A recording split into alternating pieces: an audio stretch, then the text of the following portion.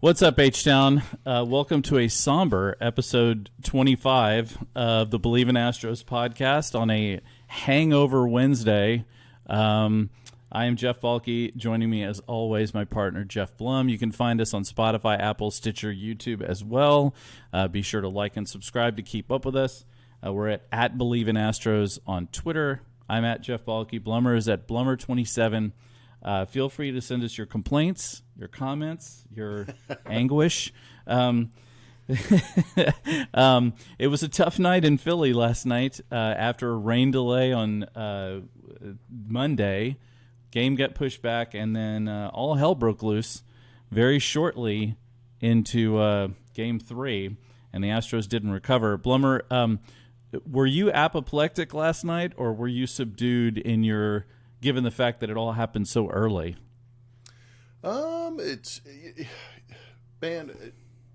Things are going to happen in the game. Obviously, we're going to be wrong every once in a while. I felt that Lance was going to be in a good position to start that Game 3, had the extra day rest with the rain out, and it just didn't go that way. Maybe it was an extra day for the Philadelphia Phillies to do some more homework and make the adjustments against Lance, but it escalated quickly, in the words of Ron Burgundy. And it just never relented, and it's one thing to go out there and have your starter give up the runs, but it's another thing to have your offense really go out there. And I don't know if the circumstances put that offense on their heels, but for whatever reason, they were not able to get to Ranger Suarez, which I actually found kind of surprising. I did too. I tell you, the Phillies went out there and killed a guy with a trident. That's basically what happened last night. Another quote. They killed a guy with a trident. Exactly. It escalated very quickly. All right, quick word for our sponsor, BetOnline. Basketball is back, and BetOnline remains your number one source for all sports betting needs this season. You'll always find the latest odds, team matchup info, player news, and game trends at BetOnline. And as your continued source for all sports wagering, BetOnline features live betting, free contests, and giveaways all season long. Always the fastest and easiest to bet all your favorite sports and events, whether it's NFL, NBA, NHL, MMA, tennis, boxing, even golf. World Series is still ongoing. Don't everybody commit Harry Carey yet. Head to betonline.ag to join and receive your 50% welcome bonus with your first deposit. Make sure to use promo code BLEAV to receive your rewards. BetOnline, where the game starts. Well, let's before we dig into Lance McCullers' disaster of an outing, I want to talk a little bit about the bats first, because you brought it up. You said they didn't hit well against Ranger Suarez. It is important to note that the Astros have scored 10 runs in this World Series, and the only runs they've scored are against the Phillies' two aces. They haven't scored any runs against anyone else in this series. And this was supposed to be the weakness of the Phillies, was their bullpen. And they didn't throw Alvarado or Dominguez last night. They didn't even throw Eflin, which I'm not sure is necessarily a positive thing. But what happened? It just felt like the Astros had no energy on offense. Seemed really lethargic on offense. And maybe I'm seeing more. Maybe I'm seeing more than I think I'm seeing, which doesn't even make any sense. But maybe I just didn't feel like did it feel like that to you? The only thing I found interesting was the fact that they were in attack mode. It wasn't really that patient Astros team that we're accustomed to getting good pitches to hit. It felt like they were swinging at Ranger Suarez's pitches. They weren't swinging at their pitches. And they kind of found themselves in a hole, but credit to Ranger Suarez for mixing up his pitches, locating his pitches incredibly well. And I don't know if that was a benefit to pitching there at home in Philly's ballpark, where he had the fans behind him. He was on a mound that he was comfortable in, because if you remember at the end of the season when the Astros lit him up, it was in Minute Maid Park. I don't know if that had anything to do with it, but it just felt, it was a combination of swinging it at the pitcher's pitches and then getting behind early, and maybe that crowd kind of suppressing any excitement there was going to be in that Astros lineup, because it felt like their idea was, if we can take that crowd out of the game early, we've got an opportunity to go out there and win this game. But when they didn't do it and saw what happened to Lance, I feel like they got kind of put on their heels, and maybe that adds to that lethargic sensation that you felt at home watching the game. Man, that's a really good point. About the first inning was, I think, 4 pitches against Suarez, and I mean, look, there's one thing. It's one thing to attack the baseball. It's another thing to just go out there and wildly swing at everything. You're right. Their patience level at the plate was just not. It was just non-existent, really, which is surprising because this is the first time I've seen in a while where it felt like the Astros were taken out of their game. And you don't see that very often from this team. This team's really disciplined, and it just seemed like this was maybe the first time where I've seen a team just really put it to the Astros in a way that took them out, and especially in a World Series, I wasn't expecting that at all. No, and it's going to happen. I mean, I think one thing we have to remember, too, as much as everybody wants the Philadelphia Phillies to be the underdog, they are still one of the highest paid payrolls in all of baseball. Their expectation in spring training was to compete in the National League East, but there's also, there's an undercurrent of the Astros struggling against the National League East teams over the years. But I also feel that this season that the National League was a stronger league, and maybe that's where the Phillies are gaining some of this momentum. Yeah, that's a good point. I mean, they mentioned it on the broadcast last night that they were playing in a very tough division, as opposed to the Astros, who were basically mopping the floor with the American League West. So yeah, I think there's no doubt the Phillies are probably better than I think most people thought they were going to be coming into the postseason anyway, if not from the beginning of the year, and that certainly has played a factor. With McCullers, was he tipping his pitches? There's a lot of video and a lot of fodder on the internet that happened relatively quickly. Yeah, as usual. Yeah, I mean, and good or bad, conspiracy theory or not, it's out there, and maybe there were some little tweaks in between, that maybe he wasn't aware of. I'm not sure. Being on the field, being able to look at video is one thing, and breaking it down in the moment. But when you're in the World Series in an intense environment, sometimes you see things, sometimes you don't see things. I'm not sure. It's easy in hindsight to say, okay, he was tipping because, there was a certain flare in the glove and a leg kick that was a little bit higher.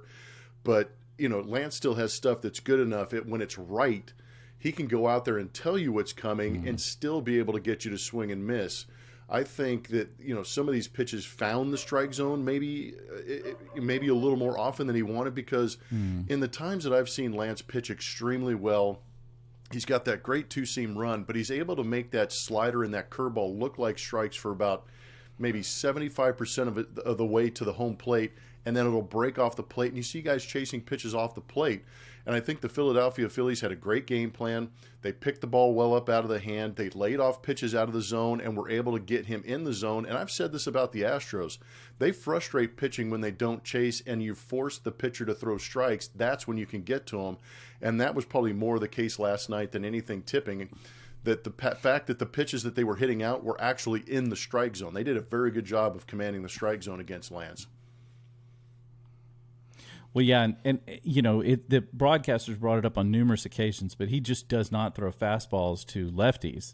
And with a left-heavy lineup that the Phillies have, it is, he never has, but he has to really be on with his breaking pitch, and he just really wasn't on with that, especially the changeup. The changeup seemed really off, and that's been kind of a money pitch for him recently. And we've seen him throw a lot of changeups that have been, down in the zone and on the corners, and he just didn't seem to have it last night. I mean, and unfortunately, the Astros couldn't do anything to help him. No, that's true. I mean, you need to go out there and score runs and help him compete. Maybe that would have invigorated Lance to go out there and pitch a little bit better. But I do feel that there's got to be a sense of urgency in the World Series even when you have your best guys getting hit around. We saw it in Game 1 with Justin Verlander, and then you see it with Lance McCullers. When your aces aren't getting the outs that you need, you have to be able to adjust off that and maybe scrap the game plan that you were hoping for and go to that bullpen, and maybe a little bit sooner than you would like. It's one thing to have that depth, but it's another thing just to have it sitting there waiting for its turn. Sometimes you have to create that moment, get them in there, and shut down that opposing offense in order to give your offense a chance to come back. Yeah, and I will say this too. With the Astros, I was fine with leaving Lance in there after 2 innings. I know a lot of people were screaming for Dusty to pull him out of there, but obviously that was the right decision since he went scoreless in 3 and 4. I'm not so sure bringing him back in the 5th though was a great idea. I mean, obviously in hindsight, it was a terrible idea in hindsight. But I mean, even at the moment, because you're coming back to the top of the order, and I mean that just seemed like a bad idea. No, I think that was the biggest thing. Lance did make the adjustments, had a clean 3rd and 4th inning like you're talking about. Once you get to that 5th inning, and I know the idea might be get him through the 5th and get him the W, or have him qualify for whatever you want to get the W if the team comes back to score the runs, to either have him spit the hook or actually take over the win. But at the same time, I totally agree in the sense that this was another opportunity for the bashers in that lineup to see him again, and unfortunately they got to him. I think maybe if you could have gone to the bullpen in that 5th inning and kind of made those hitters uncomfortable facing somebody new, that might have been a better idea.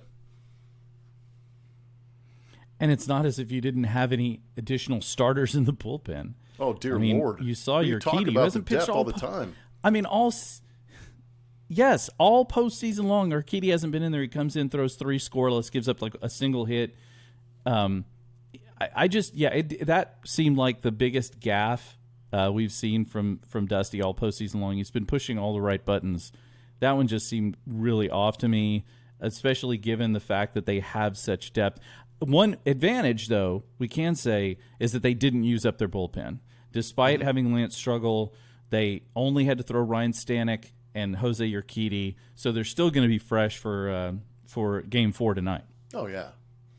No, they are. How good did Stanek look, by the way? That ball was jumping out of his hand, and the secondary pitches looked great. He did a really good job.